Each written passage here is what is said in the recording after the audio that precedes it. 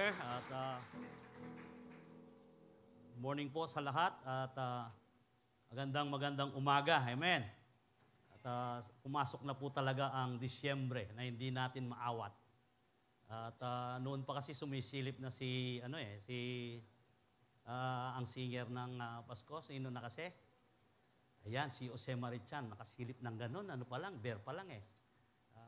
So anyway po, at sa ating pong kalagitnaan ngayon, alam ko na tayo ay pinagpalang lahat. Amen? Sapagkat tayo ay malalakas, tayo ho ay mayroong buhay na dala-dala natin ngayon at ang kagalakan sa ating mga puso. Yes, of course, tayo ho ay nagse-celebrate ng Christmas or celebrate Jesus. It is important to note that we have a wonderful Christmas celebration. We must have the spirit of Christmas. Yan ho ay ating pagsalu-saluan this month. Kung papaano sa ating mga puso ay itune ho natin ang ating puso sa Christmas. Amen. Yung iba kasi kung minsan sinasabi lang ang December 25, hindi naman yan ang takdang araw ng Kapaskuhan. Yes, wala hong nakakabatid, nakakaalam sa exact birth date of Christ. Pero in the whole world, pinagse-celebrate itong Kapaskuhan ng December 25. The most important here is we have a birth of our Lord Jesus Christ. Amen. Hindi mo pinag-uusapan yung date. Kasi kung merong Kristo na inaisilang, yes of course, tayo ay mag-rejoice. Kasi kung papaano nag-rejoice ang mga anghel sa langit, tayo din naman ay magkaroon ng kasiyaan sa ating mga buhay. Hindi lamang po yun. Mayroong purpose ang ating Panginoon kung bakit nangyari ang ganitong pagkakataon na siya ay nagkatawang tao at siya ay isinilang. Siyempre, we celebrate Christmas with a spirit of forgiveness. Kung wala kang forgiveness, hindi ka magiging masaya sa Paskong ito. Maaaring kayang yung isang oras na sinabi mong masaya ka, yun lang, pero pagkatapos nan, meron pa rin dala-dala ang iyong puso. Kasi kung sa Paskong ito, kung hindi natin pag-uusapan ang forgiveness, walang kabuluhan ang pagdating ng ating Panginoon. Amen? At dito po sa ating aralin ngayon, sigurado na tayo lahat ay mamumulat sa katotohanan.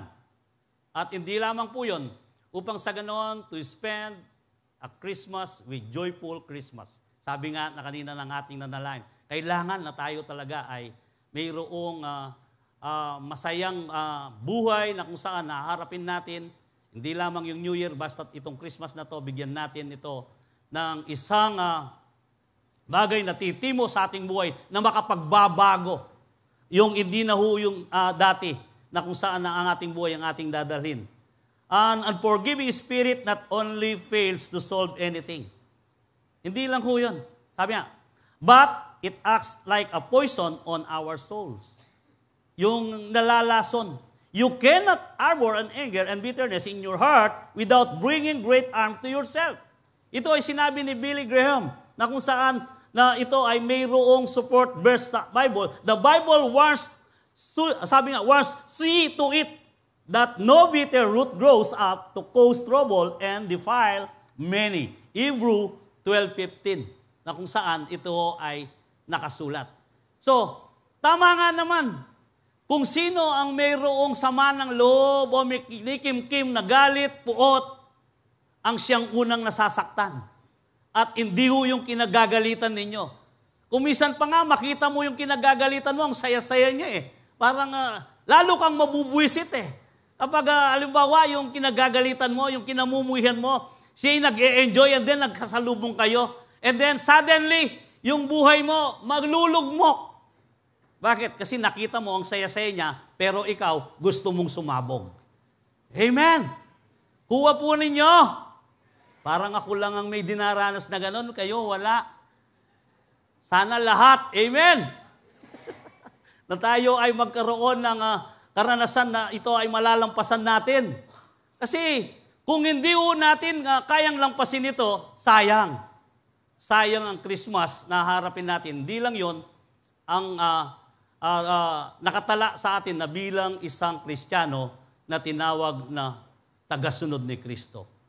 Walang kabuluhan at mawawalang kabuluhan ang lahat ng yan. Kaya nga, dito sa aklat ng Lucas, Luke chapter 2 verse 13 and 14, suddenly a great company of the heavenly host appeared with the angel, praising God and saying, "The glory to God in the highest heaven, and on earth, peace to those on whom is favor rest." Bakit po sinabi ito? Favor rest. Tandahan mo na, peace to those on whom is favor rest. Because Christmas came not bring peace but a sword to the world. Ito ay natala sa aklat ng Matthew 10:34-14. Aba, Pastor, taliwas ata. No, hindi po taliwas. Kasi ang sinabi nga, peace to those whom is favor rest. Sino yon? Tayo yon, amen. At dito po, sabi nga, yet the angel saying, "Glory to God in the highest, heaven and earth, peace on those whom is favor rest." This doesn't mean peace on the whole world. Hindi sa kabuuan ng mundo ito. Kasi nga, kung dumating si Kristo na nagdalang kapayapaan, sasabihin ng iba, bakit may giyera ngayon sa Israel? So, kaya nga sinasabing hindi sa kabuuan ng mundo, but only for those upon whom is favor rest, He only gives favor or grace to those who are humble. Tandahan po natin, yung mga mapagkumbaba, yung mga marunong tumanggap ng kamalihan, yung mapagpatawad na puso, amen. Yun lamang ang makakaranas po ng kapayapaan. Kasi maaaring sasabihin na hindi magkokontra ang salita ng Diyos sa kanyang sarili. Yung natala doon sa Matthew 10:34, bakit niya pag-iwalayin? Kasi nga, walang pagtanggap o iisang Diyos na pinaniniwalaan. Yung iba kaya nagkakawatak-watak. Amen. So dito, ang tawag sa atin, we are favored.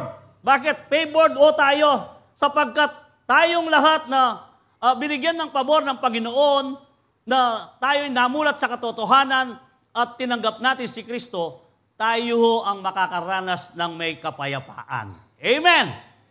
Parang hindi kayo natutuwa. Sige, palakpakan po natin ang ating Panginoon. Amen. Diba, tayo po'y manalangin.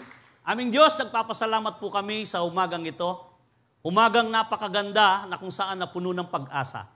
Pag-asa na tangan namin at dala ang buhay na walang hanggan. Salamat po, Panginoon, sapagkat binangon mo kami na mayroong kalakasan. Binangon mo kami, Panginoon, na dala-dala ng aming mga na kung paano ka masamba sa Espiritu at katotohanan. Panginoon, ayahan mo po sa aming kalagitnaan, magpala ka. Magpala ka sa anumang aspeto ng kanilang mga buhay, sapagkat ikaw ang Diyos na nakakaalam, na nakakabuti sa bawat isa sa amin. Kaya nga, Panginoon, samahan mo po kami hanggang matapos ang service na to, Panginoon, maging hanggang sa gabing nagse-service, at ayahan mo rin, O Diyos, na ang iyong tagapagsalita ay itago mo sa iyong pagka-Diyos. At ang salita mo lang ang aking sasalitain, ako po, Panginoon, ay ayahan mong maitago sa iyong likuran upang sa ganoon, hindi ang aking umusyon, kundi ang salita mo ay magkaroon ng kapangyarihan. Sa bawat makakarinig, ito'y pakinabang sa pangunguna ng iyong banal na Espiritu. Salamat po, pinupuri ka namin, pinararangalan. Ito po ang aming dalangin sa pangalan mo, Jesus. Amen and amen. Palakpakan ko natin ulit ang ating Panginoon. Amen. So dito, kung ating pong makikita na ang ating Panginoon, siya ay isinilang sa sabsaban sa pinakamababang lugar na kung saan na mayroong demonstration ng ating Panginoon. Una pa lang, pinakita na niya na siya ay mapagkumbaba at kanino siya nag-appear, kundi sa mga taong hindi binibilang sa lipunan. Yung outcast na kung saan yung mga shepherd. Kasi sa Middle East, kung wala ka ng trabahong mapapagtrabahuan na makuha ang trabaho, ang pinakamababang uri ng trabaho, yung magpastol ka ng mga tupa. Ayan. Doon ka sa ilang. Ibig sabihin, hindi ka kasama doon sa isang bayan na kung saan na maraming nagsasaya, maraming kabuhayan ng kundi ikaw ay iwalay.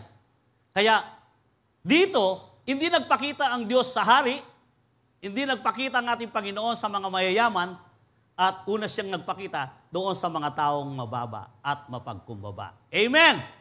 Kaya, kailangan nating ihanda ang ating sarili na magkaroon tayong pusong mapagpatawad upang sa ganoon ay maghari ang pagpapakumbaba sa bawat isa sa atin. Kasi kung hindi ka mapagpatawad na puso, isa kang tao na mataas ang pulok ka, mataas ang pulok ka, o mataas o matayog ang kaisipan na kung saan na wala kang iniindang o pakialam sa ibang tao. Kasi nga ang iyong sarili ang iyong iniintindi. Subalit, dito po sa aklat ng James sa Santiago, sabi nga, but He gives us more grace. That is why Scripture says, God opposes the proud but shows favor to the humble. Nakita po natin yung mayroon siyang pabor sa mga mababang loob.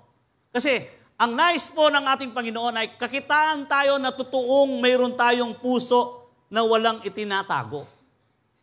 Kapag may tinatago ka, iba yun eh. Yung bitterness sa puso mo ay, kunyari, wala kang bitterness pero kaya mo namang ipakita sa iyong mukha yung ngiting-ngisi. Yan.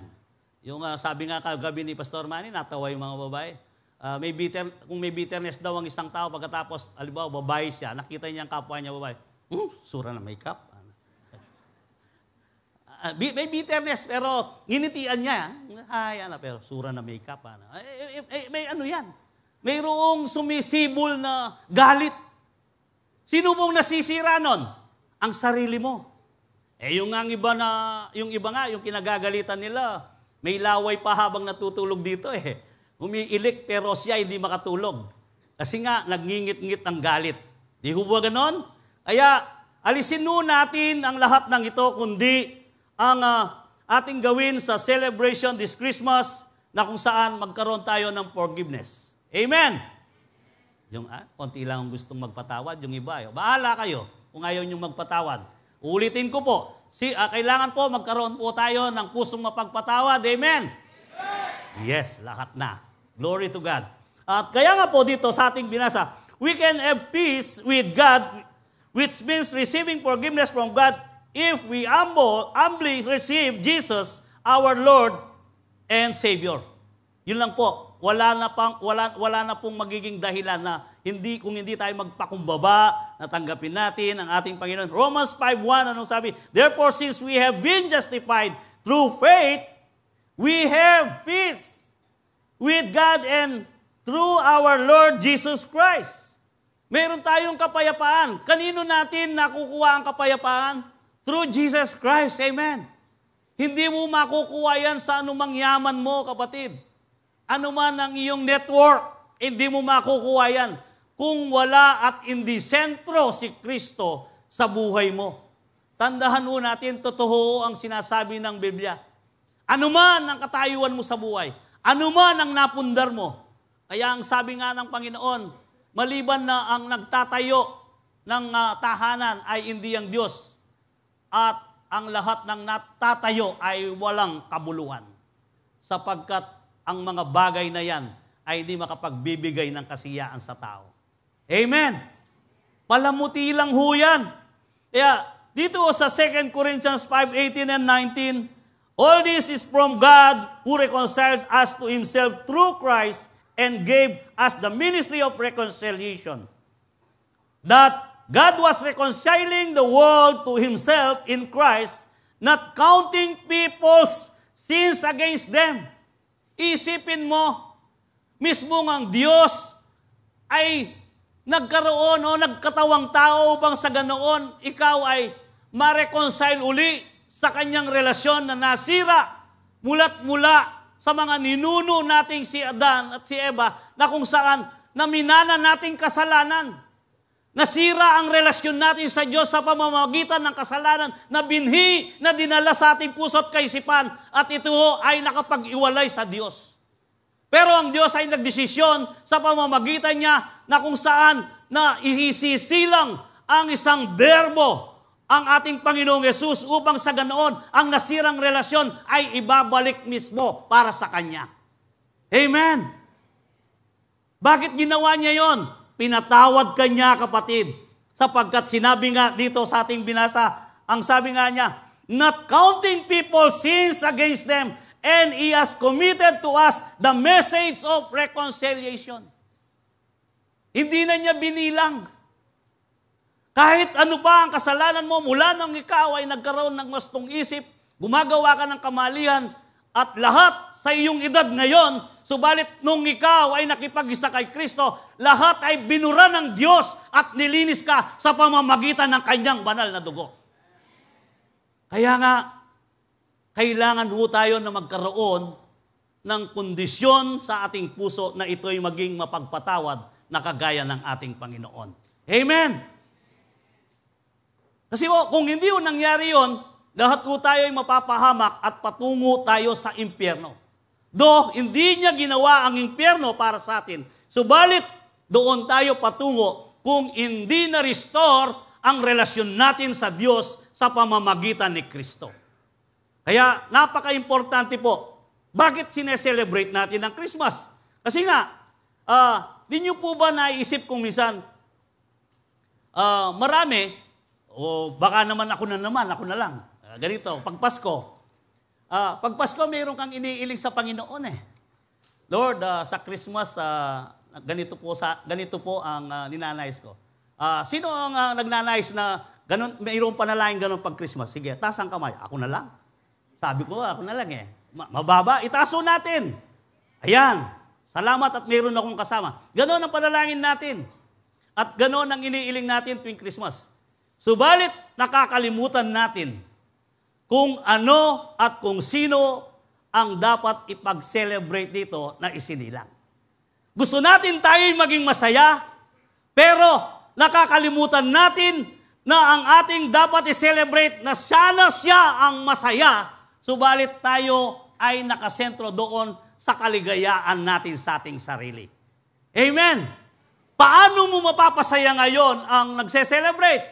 Kung ikaw ay mayroong pusong mapagpatawad, sapagkat yan ang nais niya, siya ay sasaya para sa iyo, kapatid. Amen! Huwag ho natin kalimutan yan. Kapag nakalimutan ho natin yan, yung ating sarili na naman ang sentro. Iingi tayo, subalit nakalimutan natin na mayroon din kailangan ng Diyos sa iyo. At mayroon siyang utos. Mayroon siyang command. Command yon. Kaya kung minsan hindi naibigay, hindi naibigay sa Christmas na to, ano kaya? Nawawalan ka na ng joy. At nawawalan ka ng kapayapaan. Iniisip mo, bakit hindi ito dumating? Nakalimutan mo yung command ng Panginoon. Kung sinunod mo sana yung command niya, maaaring ang mga bagay na iniingi mo, ito ay ipagkakaloob kagad sa atin ng Panginoon. Amen? Kaya nga, dito sa Book of Acts, sabi nga, Acts 13:38, therefore, my friends, I want you to know that through Jesus, the forgiveness of sin is proclaimed to you. Kanino niya pinroclaim? Kanino niya pinoklama ang pagpapatawad na kung saan ang mga sala natin na napakalaki ay bakit kanino niya pinoklama? Sa iyo, sa bawat isa sa atin. Sinabi niya, I proclaim na mula ngayon ikaw ay banal at matuwid sa harapan ng Diyos. Amen! Parang hindi ko kayo masaya doon na pinoklama ng Panginoon na ikaw ay matuwid at banal at ikaw ngayon ay may tangan na buhay na walang hanggan. Ito ho ang ginawa ng ating Panginoon. Christmas is a celebration of God's forgiveness to mankind through Christ Jesus. If you want a life full of peace and celebrate Christmas with joy, and you must forgive as God forgave you. Ito ang kailangan niya. Sabi niya, forgive as God forgave you. Ephesians 4:31 and 32. Get rid of all bitterness, rage, anger, hearts, words, and slander, as well as all types of evil behavior. Instead, be kind to each other. Tender-hearted, forgiving one another just as God, through Christ, has forgiven you. Inuulit-ulit ng mga verses na kung saan na sinulat ni Pablo na ito'y sinesentro niya, nagagawa natin ang lahat ng bagay sa pamamagitan ng biyaya nating tinanggap at ito'y nagmula kay Kristo. Hindi ho natin kakayanin at hindi natin kayang gawin. Subalit ito ay nanggaling sa ating Panginoon. Kaya nga sa Colossians 3:13, sabi ho, make allowance for each other's fault and forgive anyone who offends you. Remember, the Lord forgave you, so you must forgive others. Kung titingnan ho natin itong mensaheng ito, bakit panay-insist itong ni Pablo na kailangan tayo ay magpatawad? Kailangan na tayo ay ihanda natin ang ating sarili, ikondisyon natin ang ating sarili, na tayo ay makasunod doon sa ninanais ng ating Panginoon. Forgiving others is command. Tandahan mo natin, utos ho yan. Kaya nasabi ko kanina, umihingi ka, pero yung command ng Panginoon ay hindi mo pinagbibigyan. So, paano makakamit ang blessing na hinihingi mo kung ikaw ay mayroong bagay na hindi nasunod o ang hinihingi o ang command ng Diyos, ang utos niya sa iyo ay hindi mo sinusunod? Kaya nga kapatid, Luke 6:37, do not judge and you will not be judged. Do not condemn and you will not be condemned. Forgive and you will be forgiven. Ito ang sinasabi niya. Kinakailangan na magpatawad ka sapagkat unang nagpatawad ang Panginoon. Rineconcile niya tayo. Alam niyo po, habang inaaral namin ang sermong ito ng mga pastoral, kasama ang mga elders, sumagi sa aking isipan na gusto ko ring ibahagi sa inyo sa ating kalagitnaan ngayon. Wala pala akong karapatan na hindi magpatawad. Ngayon, kung gano'n ang ginawa ng Diyos, kapatid, sino ka para sabihin mong hindi ka magpapatawad? Wala ka ring karapatan na hindi magpatawad sapagkat ang lahat ay nanggaling sa Diyos, kaya inuutusan niya tayo. Amen! Kung wala tayong karapatang hindi magpatawad, kailangan na ang ating puso, this December, itong taon na to, kapatid, habang tayo'y buhay pa, i-grab natin ang oportunidad na to, sa ganoon, tayo ay tunay na malaya sa pagkatawag natin kay Kristo. Amen!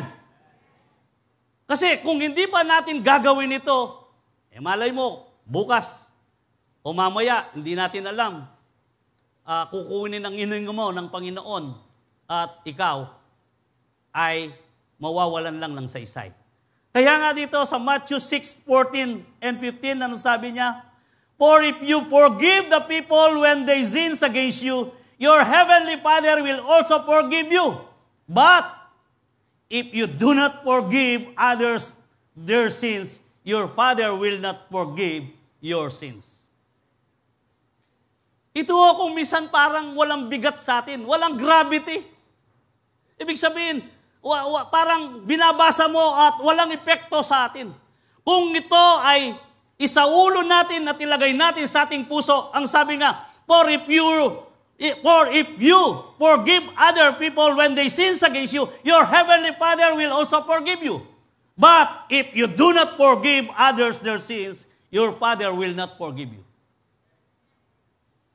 Kaya wala tayong karapatang hindi magpatawad. Amen.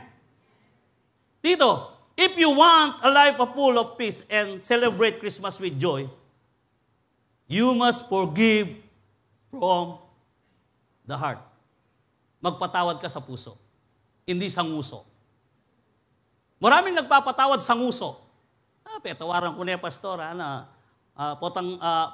pag yan ho'y dinala mo at pag pinag-usap mo, ay opo, petawaran ko na yan. Oneng, o yan. Puta po nga kakit kayo, babalik ka na. Hindi sa puso kasi pinatawad mo sa nguso. Oo, narinig ng pastor, pinatawad mo siya sa nguso, pero kung pinatawad mo yan sa puso, kahit anong mangyari, kahit gaano kasakit ang kanyang ginawa, kaya mo siyang arapin at kaya mong batiin at kaya mo rin hindi maapektuhan ang iyong sarili ng galit at magkakaroon ka ng kapayapaan. Kasi nga, sa puso nang galing.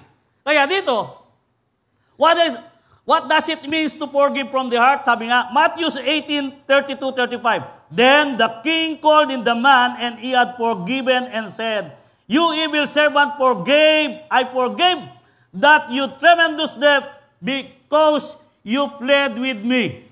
Shouldn't you have a mercy on your fellow servant, just as I had mercy on you?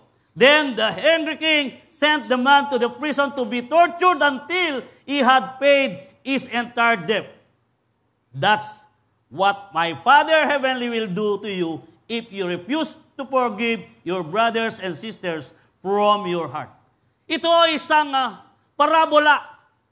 A parable po na kung saan sa bagsik itong nang halipin na hindi marunong magpatawad.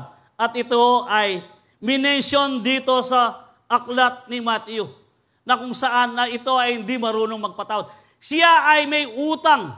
Sasabihin na lang natin na sa Tagalog version ng Bible, ang utang niya ay 100 million. Pagkatapos pinatawad siya. Yung isa naman, ang utang lang niya ay 50,000. Pero yung kapwa niya alipin, nung siya ay makahawa sa pinagbutangan niya, sabi niya, sige, pinatawad na kita. Pagkatapos, nung makita naman niya ang kanyang kapwa alipin na may utang, aba, penagal na eh. Inabol niya at sinakal sa leeg at dinala niya ito sa kulungan hanggang hindi niya nabayaran ang utang na maliit lamang. Nakalimutan niya ang malaking utang niya na kanyang pinatawad. Dito, talent ang pag-uusapan natin mamaya at aking pong ipapaliwanag kung paano at bakit gaano ang kalaki ang kanyang pagkakautang na ito ay binigyan ng kapatawaran. Subalit, siya ay hindi marunong magpatawad. Kaya, pilit tayong inuusig kumisan ng ating konsensya. Pero yung konsensya, hindi dinadala sa puso. Kung inuusig ka ng konsensya at dadalhin mo sa puso, ito ay magiging totoo. Kaya, kung ikaw ay nagpatawad sa puso, ibig sabihin nun, bawat kataga na kanyang sinabi, tinanggap mo at ito'y nakapag-release sa iyo ng bigat at wala ka nang nadarama ngayon na pain, yung pain na napakahapdi, Pastor, hindi mo lang kasi alam ang kanyang ginawa eh. Sasabihin ng ganon. Balit kapatid, kung nahuunawaan mo ngayon ang sinasabi ng Diyos sa iyo na pinahatid niya, kahit gaano man kalaki yan, kailangan patawarin mo pa rin siya. Kaya sabi, at dito ho, basahin ho natin uli sa ibaba upang sagon. Nauna lang ho yung 32. Pero dito, ine-explain niya, makikita natin. Sa Matthew 18:15-17, sabi na, If another believer sins against you, go privately and point out the offense. If the other person listens and confesses it, you have won the person back. But if you are unsuccessful, take one or two others with you and go back again, so that everything you say may be confirmed by 2 or 3 witnesses. If the person is still refused to listen, take your case to the church. By the way, ang usapan ho rito, usapang mga Kristiyano, hindi ang believer. Kaya nabanggit dito yung church. At dito, ang sinulatan ni Matthew, mga udyo ito. Kaya sila'y believer, hindi unbeliever. Kaya tandahan mo natin. Then, if he or she won't accept the church decision, treat the person as pagan or a corrupt tax collector. Dito, makikita natin, kung minsan kasi mayroon mga nag-aayos sa atin na yung nag-aayos, hindi rin ayos ang isip eh. May ganon eh. Yung sasabihin niya, halimbawa, itong si A at saka si B, siya yung may kasalanan. Dahil sila ay magkapatiran dito, sasabihin naman na, or kumisan na, tinitingnan niya ang estado ng buhay, o kumisan hindi man tinitingnan ang estado ng buhay. Basta kaya ko lang ho sinasabi ito, baka mangyari, o baka mayroon nang nangyayari. Ngayon, itong si B na may kasalanan, sasabihin ng tagapayo na, puntaan mo na siya, ingi ka na ng tawad kahit na hindi ikaw ang may kasalanan. Malaking kamalian, no? Ito ay malaking kamalian. Sapagkat ano ang ating binasa dito sa Matthew 18:15-17? If another believer sins against you, go privately and point out the offense. Hindi niya sinabi na pumunta ka doon kung siya'y nagkasala sa iyo, pumunta ka doon at iingi ka ng tawad. Amen? Kaya kailangan malinaw sa inyo ito. Upang sa ganoon tayo ay matuto, sino ba ang kailangan humingi ng tawad? At kapag ikaw ay nagpatawad, kung ano ang gagawin mo.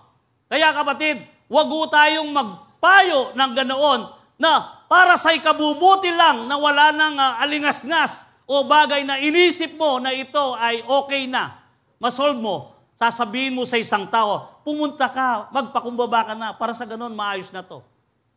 Mali ho yun.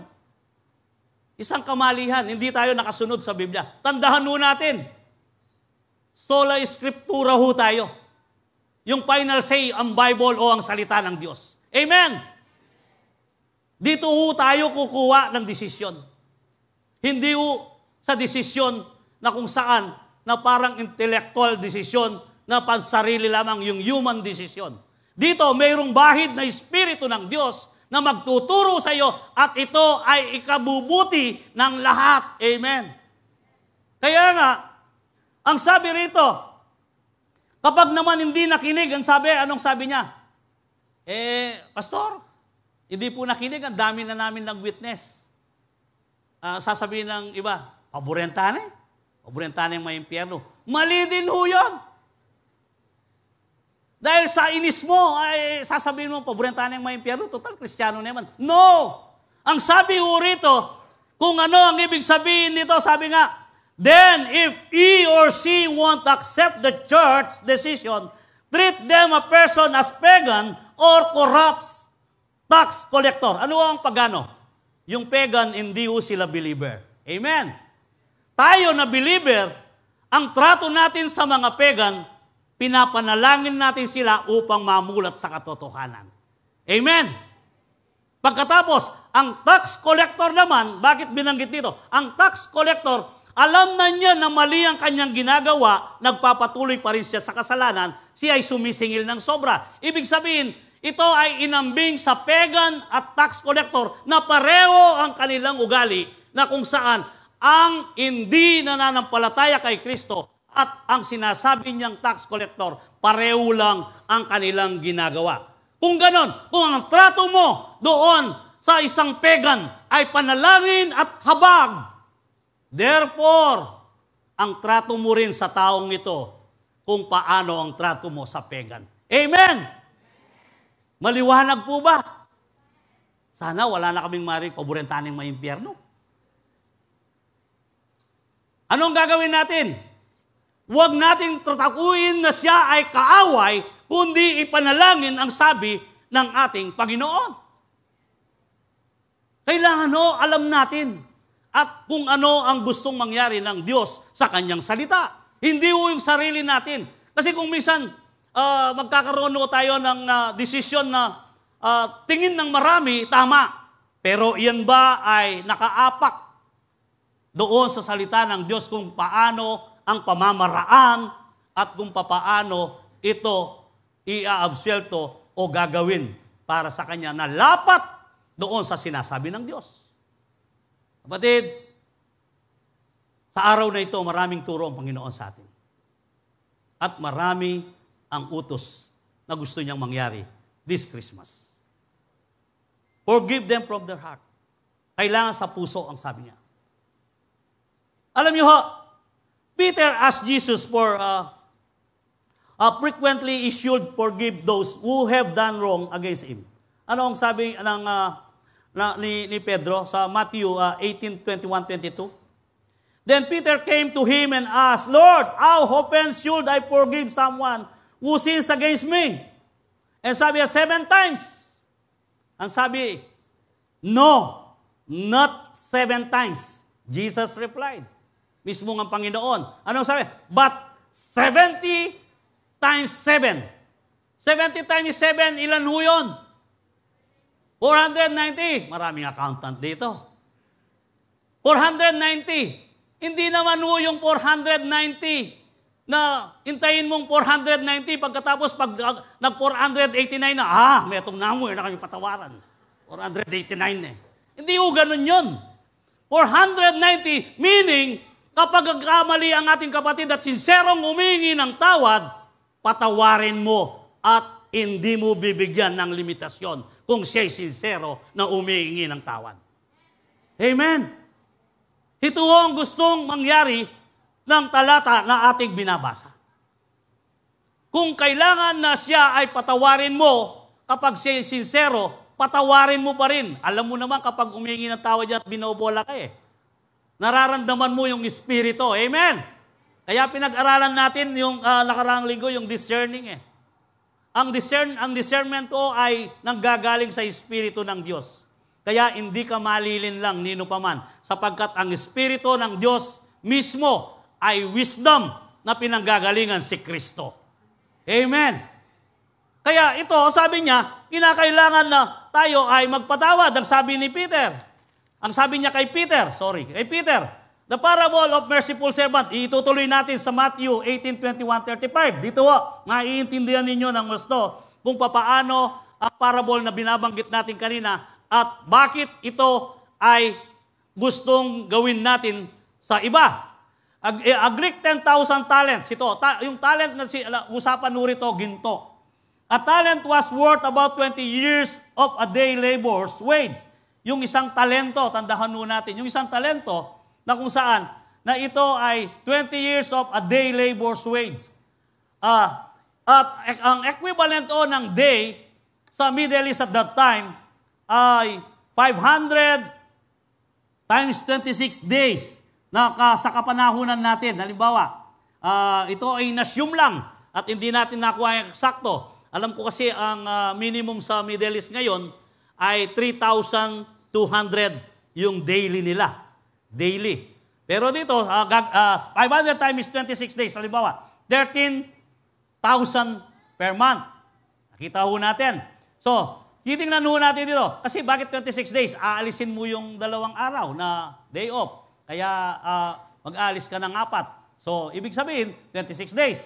In a 13,000, ito, and a 13,000 times 12 month, ano ho ang makukuha natin? 156,000 a year.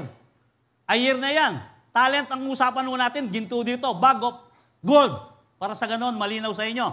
And 156,000. 156,000 times 20 years. Kasi 20 years 20 years. Ano ho ang ating nakuha yan? Equals 3,120,000 talent. A bag of gold. Ngayon, dito, kung 3,120,000 times 10 talents, kasi ang binigay ng kanyang king ay 10 talents yung binigay sa kanya, 10. I-times mo 10 ngayon, magkano ang ibinigay na pautang ng kanyang hari sa kanya na 3,120,000 times 10 talents, it's equivalent of 31.2 billion. Pinagbigyan siya sa 31.2 billion. Pagkatapos nakita niya ngayon ang isang kauri niya na may utang sa kanya. Maaaring nung siya ay umutang sa kanyang hari, pinamigay niyang pautang sa kapwa niya alipin.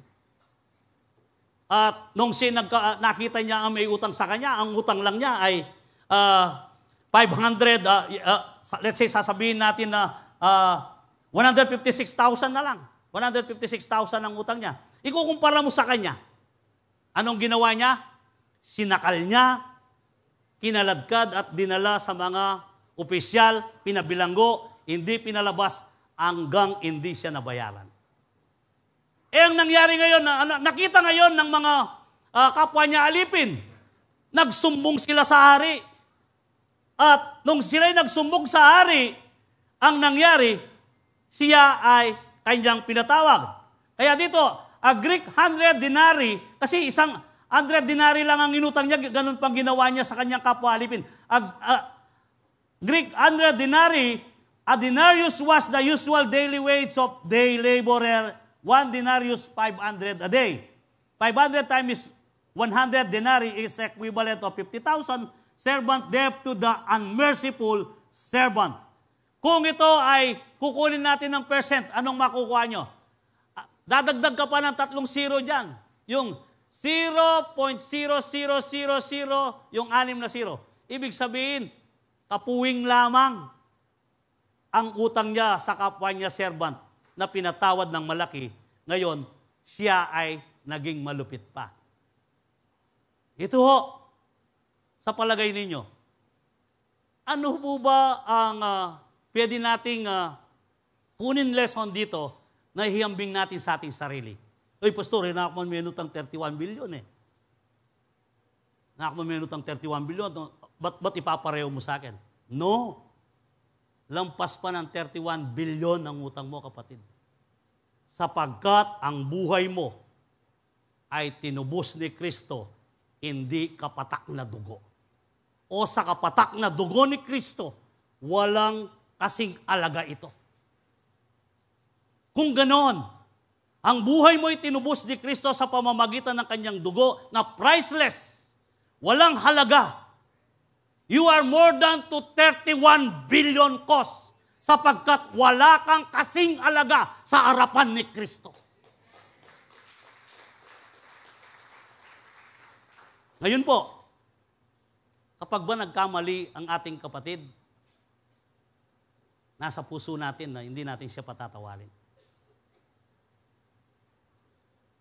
Kayo po magdedesisyon. Nilinaw ko lang kung ano ang status natin bilang anak ni Kristo. Amen! Kayo magdedesisyon ngayon. Hindi po namin pwedeng sabihin na hindi kayo magpatawad. Kaya sabi ko po nga kanina, sa pasimula pa lang, walang-wala tayong karapatang hindi magpatawad. Amen. This Christmas, ito ang mensahe. Kaya dumating si Kristo. Tayo na-reconcile, tayo napatawad. At kung ganoon ang meaning nito, gunitain natin sa Christmas na ito na tayo rin ay pinatawad ng ating dakilang manlilikha. Kapatid, nasa sa inyo ang desisyon kung paano kayo magpatawad. Iingi po tayo ng gabay sa Diyos. Makikita natin dito. Di mo pwedeng sabihin na hindi mo kaya. Kakayanin mo. Forgiving others for the heart is equal to God's forgiveness. If you want a life full of peace and celebrate Christmas with joy, you must forgive by faith. Pagkatapos mong nagpatawad sa puso, forgive them by faith. Bakit? Nagpatawad ka na sa puso, ay kailangan ngayon ay magpatawad ka sa pananampalataya mo na siya ay pinatawad mo. Dito makikita natin sa Luke 17:36.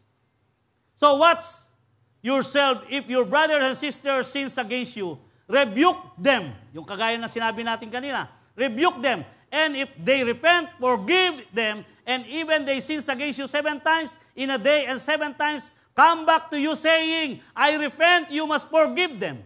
The apostle said to the Lord, increase our faith. Ito ang sinabi niya, increase our faith. And he replied, if you have a faith as a small mustard seed, you can say to this mulberry tree, be uprooted and planted in the sea, and it will obey you. So dito po makikita natin ano sinabi na. Sinabi ng ating binasa. Dito hindi sila umingi ng Jesus, increase our power. Increase our miracle. Hindi ko ganun ang demand nila. Anong demand nila? Increase our faith. Imposible. Kaya iningi nila, increase our faith. Kapatid, kung imposible sa iyo ang magpatawad, gaano man kasakit yan. Same as apostle. Kung anong iningi nila. pwede mong ingin sa Diyos, Lord, increase our faith. Sa ganoon, magawa ko ang pinagagawa mo. Today, itong bagay na ito ay napaka-importante sa lahat. Walang santo sa atin, pero tayo'y tinawag na living saint. Bakit tayo tinawag living saint ng Panginoon? Sapagkat kapag ikaw ay nakasunod sa nais ng Diyos, you are as a living saint in the eyes of God. Kapatid, ito, kaya dapat nating gawin ito, to be saint in the eyes of God, to be holy. At sa ganoon, hindi mawala ang ating kaligtasan. We learn to forgive others. Amen. Ito ang nais niya. So, ang sabi ho, bakit sinabi, if you have faith as small as mustard seed. Alam niyo ho, kapag mayroon kang malihit na pananampalataya kahit sa kasing laki lang ng butong mustasa, yung mustasa kasi sa kanila ay lumalaki, nagiging puno. Even sa atin, mayroon tayong mga, pagmasdan nyo yung mustasa, ako ortelano kasi ako Kapag kami gumagawa ng binhi ng mustasa, inaayaan namin na iyan ay mamumulaklak. At ang mustasa, kapag itinanim mo, lalaki yan hanggang 4 to 5 feet. Ang kanyang mga bulaklak. Doon may daon siya. Kung minsan ay pinupugaran ng mga ibon na, may mga ibon na gustong mamugad dyan sa daon ng mustasa Ewan ko ba kung yung mga ibon na yun napakalihit. Parang mga, kasi hindi kayo farmers, pero parang maliit na maliit yun. Yung parang bird of paradise na duhon sila. Nangingitlog yan, 3 eggs lang. Minsan kasi nakakita na ako nung ako ay magsasaka. Ganon kalaki ang mustasa. Hindi yung kasi akala nyo kasi yung mustasa na ganun lang Tapos gagawin mo sanggupsyal Hindi ho. Yung ayahan mo yon at yan ay uusbong at lalaki. Pero dito, sa kanila, ang mustasa ay napakalaki. Kaya dito, kung meron kang pananampalataya na kasing laki ng butong mustasa, ang sabi ng ating Panginoon, sasabihin mo, sabi niya, maaaring sila'y nakasilong o nakaarap sila sa mulberry tree na sinasabi. Sasabihin mo sa mulberry tree na to, na ito ay lilipat sa dagat at mabubunot at itatanim doon. Alam niyo po, yung demonstration nga ng mulberry tree, kung gaano kayabong ang kanyang dahon, 2 times ang kanyang ugat.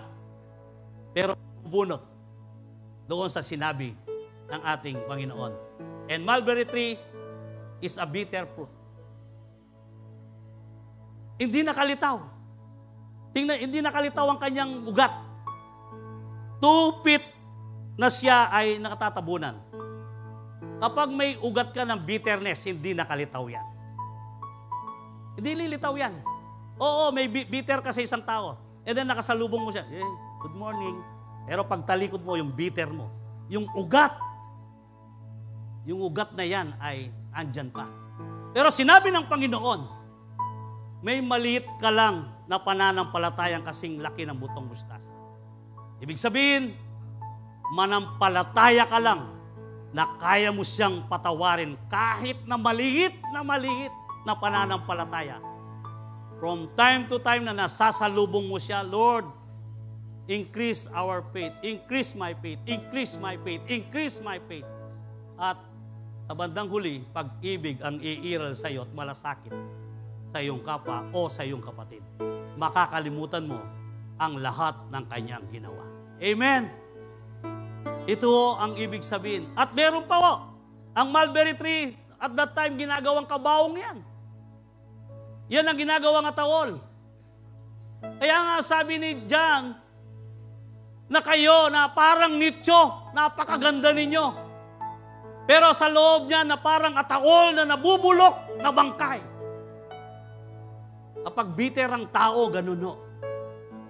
Kaya kuminsan,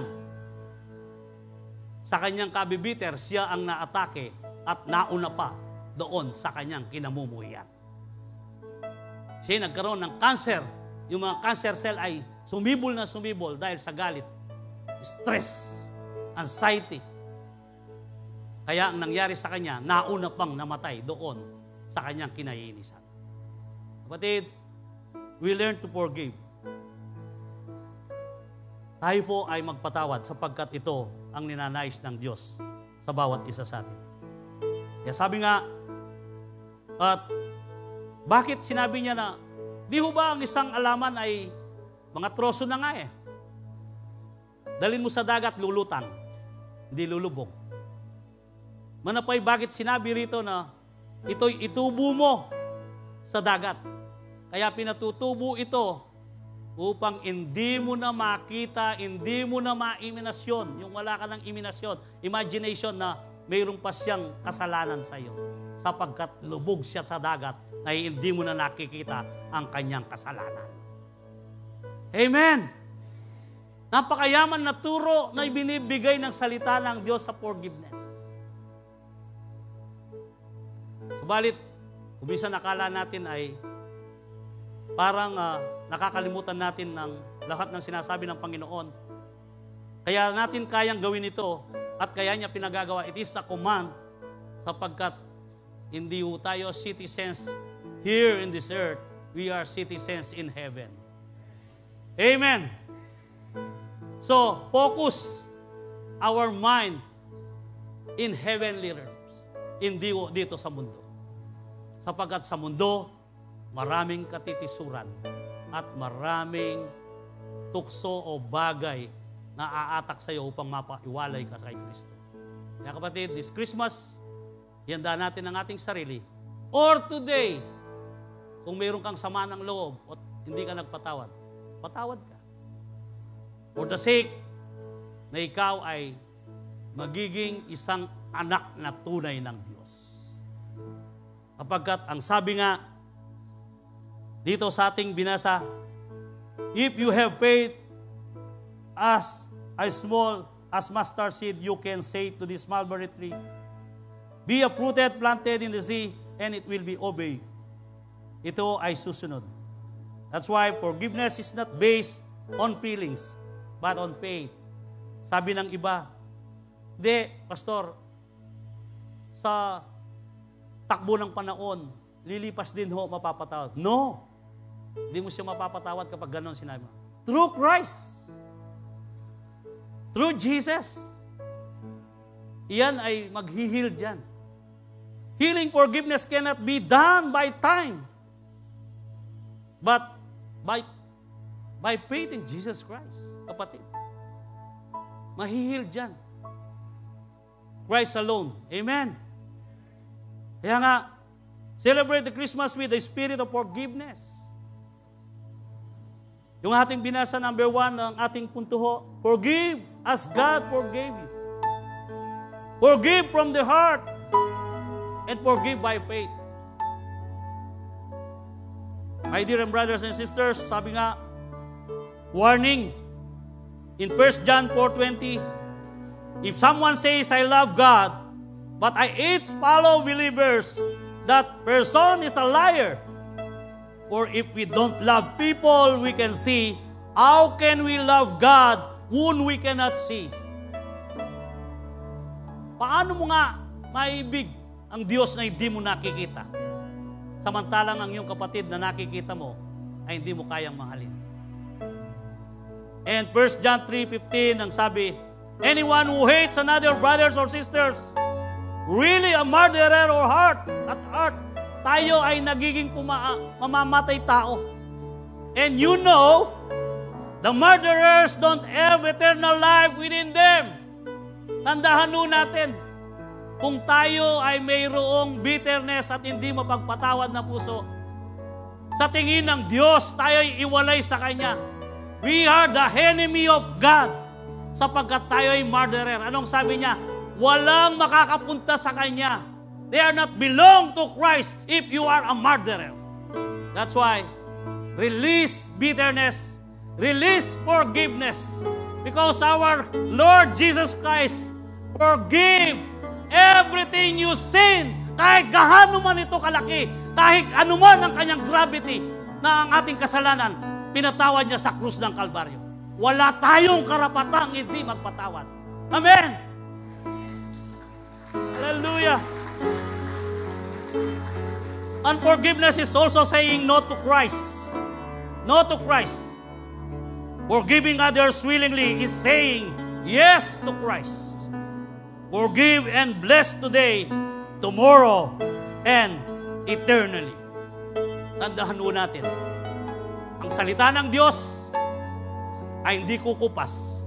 Lahat ng nakapalibot sa atin o bagay nating nakikita, lahat yan ay kukupas at maglalaho. Subalit ang salita ng Diyos still remain na anuman mangyari, hindi ito mawawala, kundi ito ay matutupad.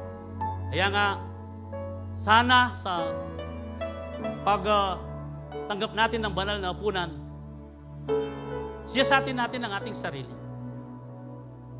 Commit ourselves. Kung ano ang mensahe sa umagang ito, huwag nating palalampasin. Kapatid, ito ay salita ng Diyos. At ito ay warning sa bawat isa sa atin. Malapit nang dumating ang Panginoon. Who knows? Paglabas natin dito, darating si Kristo. Walang nakakaalam. Be ready every time sa pagdating ng ating Panginoon. Sige po, tayo po'y tumayo at tayo ngayon ay tatanggap ng banal na hapunan.